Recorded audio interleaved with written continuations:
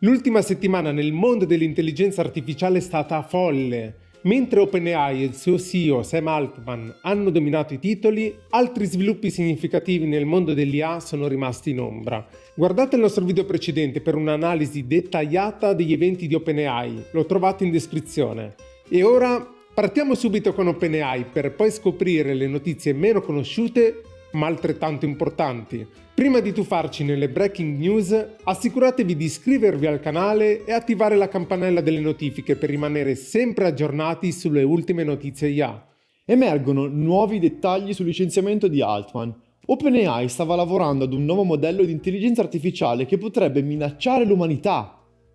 In un twist degno della serie Game of Thrones, Sam Altman è tornato al timone di OpenAI dopo una radicale riorganizzazione aziendale. Il consiglio di amministrazione responsabile del suo licenziamento è stato totalmente rimpiazzato. Tutto questo dopo che quasi tutti i 750 dipendenti di OpenAI hanno minacciato di dimettersi e di passare a Microsoft, a meno che Altman non fosse riassunto come CEO. Ma l'evento più intrigante di questa vicenda rimane un mistero. Il motivo esatto del licenziamento di Altman è avvolto in un velo di segretezza. Tuttavia, vi sono indizi che puntano verso un nuovo algoritmo di intelligenza artificiale sviluppato da OpenAI e noto come Q-Star, un progetto sviluppato sotto la guida di Ilya Sutskever, capo scienziato di OpenAI, che a quanto pare ha sollevato preoccupazioni rilevanti e forse anche timori per la sicurezza dell'umanità.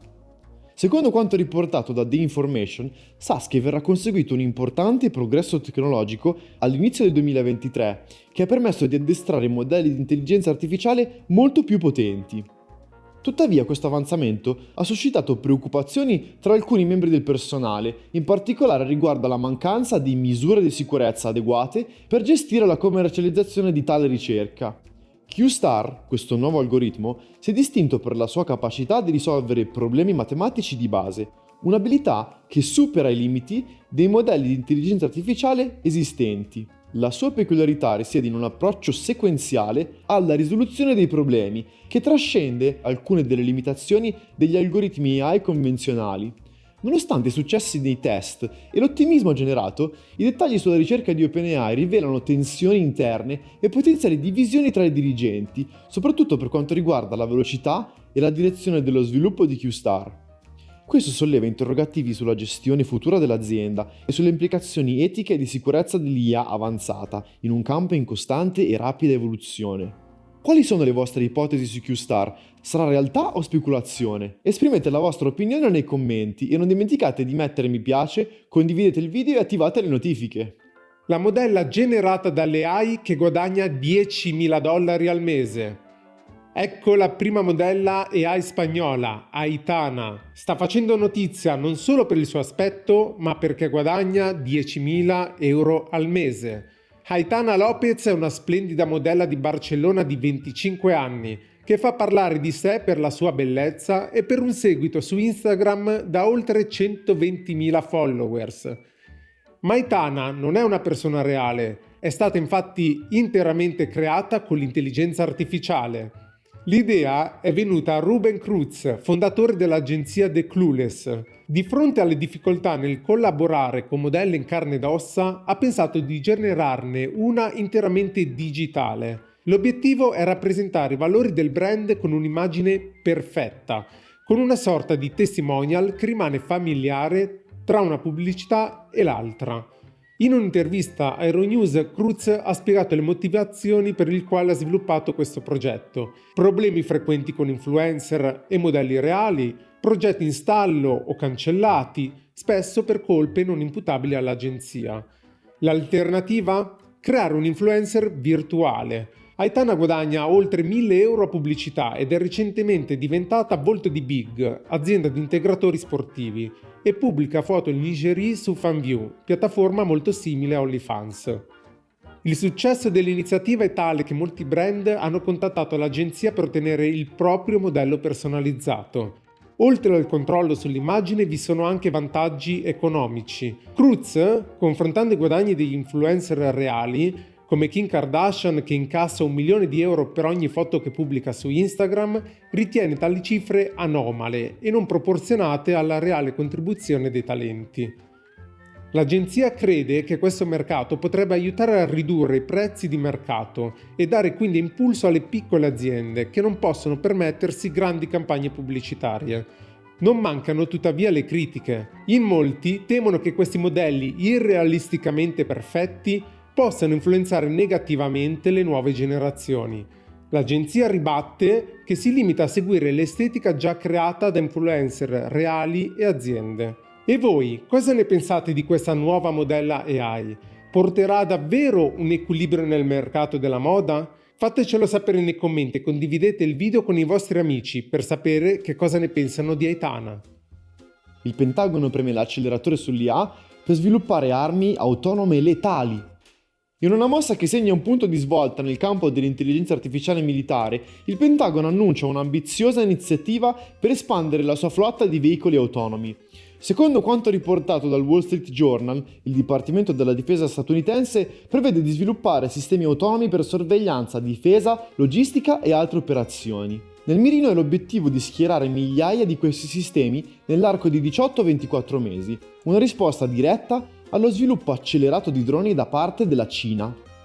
Il programma chiave, denominato Replicator e annunciato in precedenza ad agosto, richiederà un investimento di centinaia di milioni di dollari. Questo si inserisce in un budget di difesa per l'IA del 2024 richiesto dal Pentagono, che ammonta a 1,8 miliardi di dollari.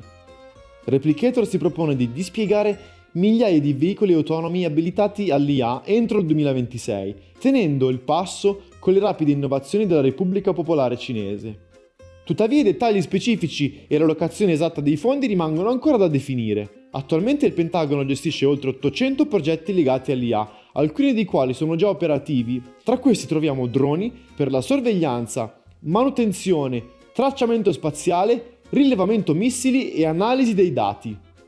Con Replicator l'obiettivo è quello di schierare migliaia di veicoli AI piccoli, intelligenti, economici ma numerosi.